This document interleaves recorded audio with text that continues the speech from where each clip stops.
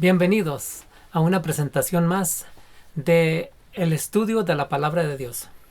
Hoy veremos lo que la Biblia nos quiere decir cuando habla acerca del plan de redención, de comprar otra vez lo que se había perdido, que es restauración. Oremos. Bendito Padre que estás en los cielos, bendice tu palabra. Que lo que vayamos a ver sea para provecho espiritual de cada uno de nosotros y estar preparados para cuando tú vengas. En el nombre de Cristo Jesús. Amén. La historia de la humanidad tiene un buen final. Pero para comprender el sacrificio que nuestro Señor Jesús vino a hacer por nosotros, tenemos que ver las bases. Y las bases son estas. Adán perdió algo que tenía que era muy valioso. Vamos a ver en Salmos capítulo 8 del versículo 3 al versículo 7. Salmos 8 del 3 al 7. Y dice: Cuando veo tus cielos, obra de tus dedos, la luna y las estrellas que tú formaste, digo, ¿qué es el hombre para que tengas de él memoria? ¿Y el hijo del hombre para que lo visites? 5. Lo has hecho poco menor que los ángeles, y lo coronaste de gloria y honra. 6. Le diste señorear sobre las obras de tus manos. Todo lo pusiste debajo de sus pies. 7. Ovejas y bueyes, todo ello, asimismo las bestias del campo. Y si nos vamos al 8, dice, las aves de los cielos y los peces del mar, todo cuanto pasa por los senderos del mar. El hombre, antes de pecar, Adán, era el rey de la tierra. Solo a un rey se le da corona. Solo a un rey se le da gloria y honra. También es el Señor de aquí de la tierra, porque Él señorea sobre todo lo que hay aquí en la tierra, en el mar, en la tierra y en los cielos. Tristemente, el hombre dejó tan preciado tesoro solo por creer una mentira. ¿Cuánto le tomó al enemigo para convencer del error? Solo una conversación. ¿Y cuánto ha tomado para que ese sacrificio que Jesús vino a hacer? Mucho tiempo. ¿Cuánto es el precio? Mucho, muy grande. Le doy gracias a nuestro Maestro, al Mesías, que vino a mostrar que sí se puede, que podemos vencer esa tentación y esas tentaciones y esas insinuaciones que el enemigo nos hace. ¿Y cómo sabemos que Satanás tenía dominio, el mismo dominio que le fue dado a Adán? Bueno, él mismo lo dice. Vamos a buscar en el libro de Lucas, capítulo 4 y versículos del 5 al 7. Lucas 4, del 5 al 7. Y dice: Y le llevó el diablo a un alto monte, y le mostró en un momento todos los reinos de la tierra. Y le dijo al diablo: A ti te daré toda esta potestad, y la gloria de ellos, porque a mí me ha sido entregada, y a quien quiero la doy. Si tú postrado me adorares, todos serán tuyos. Aquí el enemigo está declarándose rey y señor de esta tierra, del mar, de la tierra y del aire. ¿Cuál es el propósito aquí? Es de aprender cómo la Biblia nos enseña que tenía mucha relación lo que el Antiguo Testamento habla acerca de redimir algo que está perdido. Vamos a ver Levíticos 25, versículo 25, luego el 47 y el 48. Levíticos 25, versículos 25, 47 y 48. Y vamos a ver. Y el 25 dice: Cuando tu hermano empobreciere y vendiere algo de su posesión, entonces su pariente más próximo vendrá y rescatará lo que su hermano hubiese vendido. Ahora el 47. El 47 dice: Si el forastero o el extranjero que está contigo se enriqueciere, y tu hermano que está junto a él empobreciere, y se vendiere al forastero o extranjero que está contigo, o alguno de la familia del extranjero, después que hubiese vendido, podrá ser rescatado. Uno de sus hermanos lo rescatará.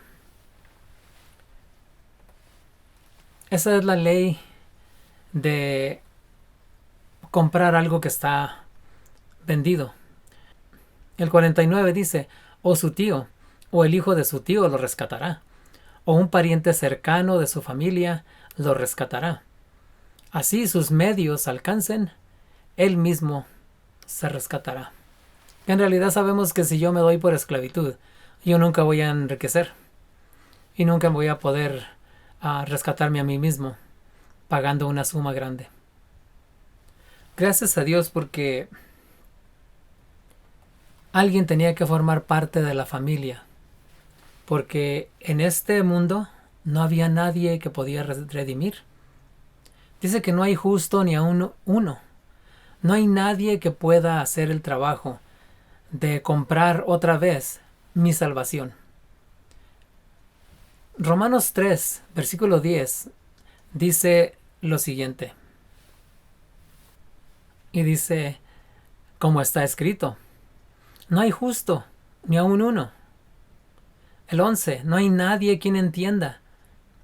No hay quien busque a Dios. 12, todos se desviaron. A una se hicieron inútiles. No hay quien haga lo bueno. No hay ni siquiera uno.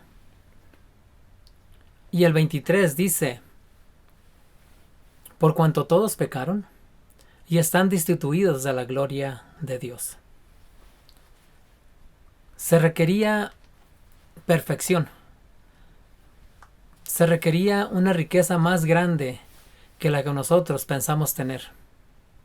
Apocalipsis habla de la Odisea y dice que tú te crees rico y que estás enriquecido, pero no tienes nada. Quiere decir que nosotros mismos no podemos rescatar a nadie, ni nos podemos rescatar a nosotros mismos. Entonces nadie en el mundo podía rescatar lo que se perdió. Entonces, como leímos en Levíticos 25:49, dice que cualquier familiar, tenía que ser alguien de la familia que podía redimir lo perdido o lo vendido.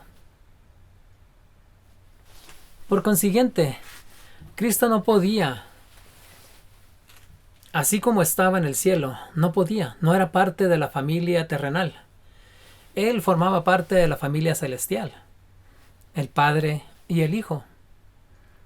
Entonces, no podía él, porque los requerimientos para poder restaurar algo, comprar algo que ya estaba vendido, era que fuera un familiar cercano. Tenía que ser familia con nosotros, y por eso él vino y se encarnó y fue como uno de nosotros para ser familia, para poder redimirnos. Leamos a Juan, el libro de Juan, capítulo 1 y versículo 14. Juan 1, 14. Y dice: y aquel verbo, o sea, la palabra, fue hecho carne, y habitó entre nosotros, y vimos su gloria, gloria como el unigénito del Padre, lleno de gracia y de verdad. Entonces Jesús tuvo que venir a hacerse carne como nosotros. Hebreos 2:17. Hebreos 2:17 dice, Hebreos 2:17. Y dice: por lo cual debía ser en todo semejante a sus hermanos, para venir a ser misericordioso y fiel sumo sacerdote en lo que a Dios se refiere, para expiar los pecados del pueblo. La palabra expiación es pagar. Aquí la palabra expiar en hebreo es capará, que significa sacrificio que permite eliminar la mala acción o pecado cometido y establecer armonía con el Creador. Jesús vino a vivir la vida perfecta que requiere la ley. Llevó los pecados y sufrió la penalidad de la ley por nosotros. Romanos 6:23 dice, porque la paga del pecado es muerte. Y en el tiempo de Israel, cuando alguien hacía un pecado grave, lo apedreaban. Merecía la muerte. Ahora Jesús viene y traen a una mujer que se les olvida traer al esposo también o al hombre con el que estaba. Y era para tentarlo el enemigo. Y le dicen, según la ley de Moisés, debemos de apedrearla. A veces confundimos las cosas para nuestra conveniencia y no entendemos la palabra de Dios como es. Dios tiene un propósito hoy para nosotros, de ver más allá de lo corto, de ver el sacrificio que Él hizo y apreciarlo y estar a cuentas con Él todo el tiempo. No es fácil, pero se puede hacer. San Juan dijo, el apóstol Juan dijo, he aquí el Cordero de Dios que quita el pecado del mundo. Y volvamos a Éxodo. Porque quitar el pecado quiere decir que tienes la capacidad, tienes lo que se necesita para redimir eso que se perdió. Busquemos en Éxodo 12. Éxodo 12, versículos 5 y 6 y luego el 14. Aquí hablando del corderito que se necesitaba para el sacrificio, que simboliza. Aquí está hablando del corderito que se necesitaba para el sacrificio, hablando de Jesucristo y simbolizando a Jesucristo. Y dice Éxodo 12, 5, 6 y 14. Y dice el 5, el animal será sin defecto, macho de 1 año, lo tomaréis de las ovejas o de las cabras. 6. Y lo guardaréis hasta el día 14 de este mes, y lo inmolará toda la congregación del pueblo de Israel sobre las 2 tardes. Y el 14 dice, y este día os será en memoria, y lo celebraréis como fiesta solemne para Jehová durante vuestras generaciones. Por estatuto perpetuo lo celebraréis. La muerte de Jesús se sigue celebrando como estatuto perpetuo. No me voy a adelantar, pero la Santa Cena es un recordatorio de lo que Él hizo por nosotros, como una oveja sin defecto. Ahora, la oveja sin defecto tenía que durar 1 año. Eso quiere decir que ese animal estaba entre las personas por 1 año. En ese año se estaba cuidando, se estaba viendo y lo encontraban, y al terminar del año, después de todavía 14 días de examinarlo bien, era merecedor de la muerte. Asimismo, nuestro Mesías, después de haber andado con nosotros en este mundo, no se le encontró ningún defecto, ni pecó. Y gracias a Él tenemos la oportunidad de recibir la salvación. El apóstol Pedro, en la epístola primera, en el capítulo 1, en los versículos del 18 al 20, nos explica exactamente esta posición de nuestro Mesías. Primera de Pedro 1, 18 al 20. Y dice, sabiendo que fuisteis rescatados de vuestra vana manera de vivir, la cual recibiste de vuestros padres, no con cosas corruptibles como oro o plata, 19, sino con la sangre preciosa de Cristo, como de un cordero sin mancha y sin contaminación. 20. Ya destinado desde antes de la fundación del mundo, pero manifestado en los postreros tiempos, por amor de vosotros. El sacrificio de Cristo ya había sido planeado desde antes de la fundación del mundo. Quiere decir que antes que existiera nada, cuando la tierra estaba vacía, llena de agua, desordenada. Antes que eso, dice el apóstol que ya había sido destinado el Hijo de Dios para ser sacrificado como provisión si este mundo llegara a pecar. En el cielo, Satanás quiso ocupar el puesto de Dios. Y por lo que estamos viendo y por lo que vemos, él convenció a muchos ángeles de que Cristo no era Dios, que era un ser creado, y que no le debían de obedecer a él, sino debían de obedecer su persona, por los méritos que tenía. Y ese era un propósito grande que él tenía. Cristo, el unigénito Hijo de Dios, engendrado de Dios, estaba puesto en tela de juicio su personalidad. Así en la tierra hoy, muchas personas cuestionan la personalidad de Cristo. Y han salido muchas suposiciones desde los tiempos de antes,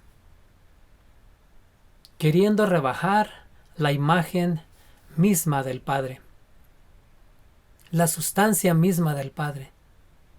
El enemigo sabe que si convence a las personas que el Hijo de Dios es menos, el enemigo estará ganando personas para su reino. Por eso hay una doctrina que rebaja lo que Cristo vino a hacer por nosotros. Vamos a buscar Marcos 1, 23 y 24. Y ahí vamos a ver que los demonios saben quién es el Hijo de Dios. Ya lo han comprobado. Pero aún así el enemigo sigue engañándonos, quitando el puesto que se merece al Hijo de Dios. Marcos 1, 23 y 24. Marcos 1, 23 y 24. Y dice: pero había en la sinagoga de ellos un hombre con espíritu inmundo, que dio voces, diciendo: ¿qué tienes con nosotros, Jesús Nazareno? ¿Has venido a destruirnos? Sé quién eres, el Santo de Dios. 25. Pero Jesús le reprendió, diciendo: cállate y sal de él.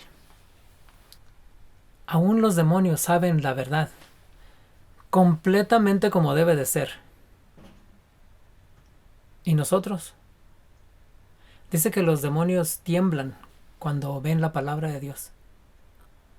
Y a veces nosotros nos conformamos con las ideas de otra persona, de otra organización, de otras ideas de una persona que según esto estudió mucho, y no vemos qué dice la palabra de Dios.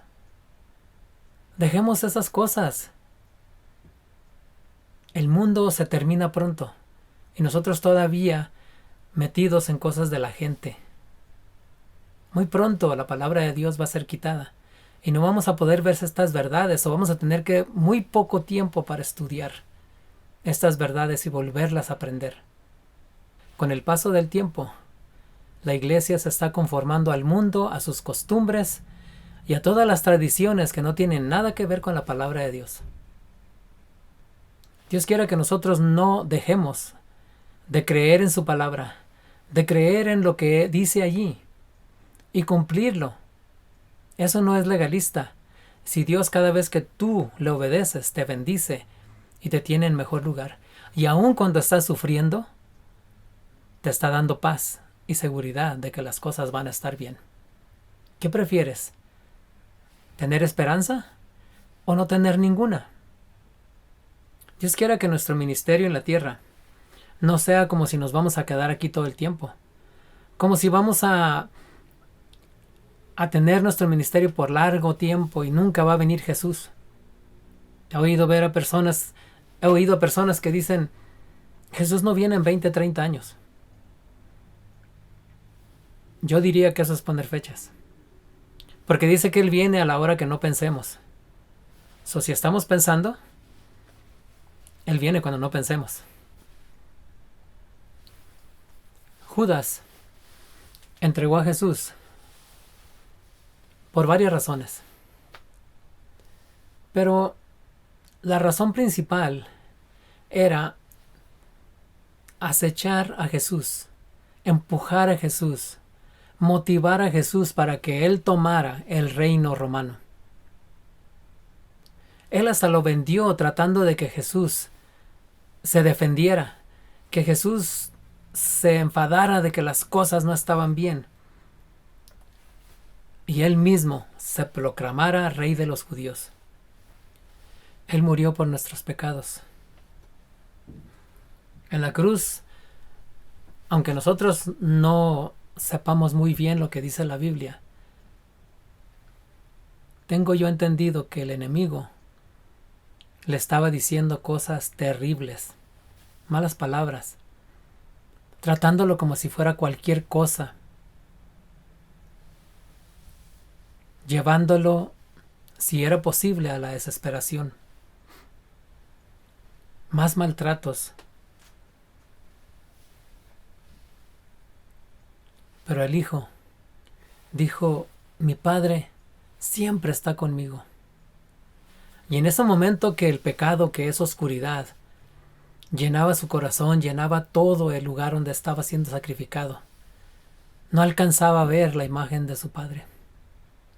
Ahí fue donde clamó, Dios mío, ¿por qué me has desamparado? ¿Saben? La confianza que tenía el Hijo lo hizo decir unas palabras antes de terminar su vida aquí. Y son, Padre, en tus manos encomiendo mi espíritu. Quiere decir que la confianza del Hijo en el Padre de poner su vida en sus manos era una confianza que era tremenda. Él sabía que su Padre no lo iba a dejar mal, no lo iba a hacer quedar mal. Después de eso, Él exclamó, consumado es, que es la salvación, es. Y allí, en la tumba, esperó la promesa de resucitar al tercer día. Jesús murió un viernes en la tarde. Reposó el sábado en la tumba. Y temprano, 2 ángeles vinieron a la tumba, uno quitó la piedra y el otro llamó, Hijo de Dios, tu Padre te llama. Antes de salir, el Salvador dobló el sudario en el que estaba envuelto perfectamente. Y salió y exclamó, yo soy la resurrección y la vida. La tierra tembló y ahora el corazón arrepentido va a tener salvación, tiene salvación. Con él resucitaron muchos. Y ellos son los que dieron evidencia y dan evidencia, y por eso se cree hoy que Cristo resucitó y está vivo. Esas personas que resucitaron le dijeron a todo el mundo, en contrario de los sacerdotes, que le habían dicho a los soldados que dijeran que no es cierto, y a Jesús lo habían robado de noche muerto. Ellos fueron los que fueron testificando acerca de la resurrección de Jesús.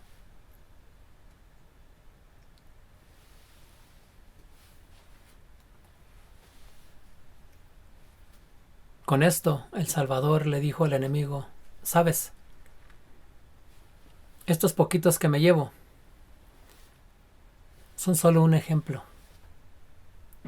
Pero voy a regresar por los demás pronto. Dios te bendiga y nos haga recapacitar, nos haga volver si estamos fuera, nos haga amarlo como Él nos ama, porque solo en Él hay salvación. No hay otro nombre en el que podamos ser salvos, solo en el Mesías, el Señor de señores, el Rey de reyes. No hay nadie en este mundo. Por más que se crea perfecto, por más que diga que es lo que es, no. Solo el Hijo tiene la vida. Oremos. Bendito Padre que estás en los cielos, ayúdanos. Somos incrédulos porque el enemigo nos ha puesto tantas cosas desde tanto tiempo. Y a veces tenemos ideas preconcebidas. Quítalas, Señor. Abre nuestra mente a la verdad que está en tu palabra. Danos ese nuevo nacimiento por medio del estudio de las promesas que están en tu palabra. Y gracias, Señor, porque nos das vida. Perdona nuestras faltas y ayuda a estar en cuentas contigo antes de que tú vengas. En el nombre de Cristo Jesús te lo pido. Amén.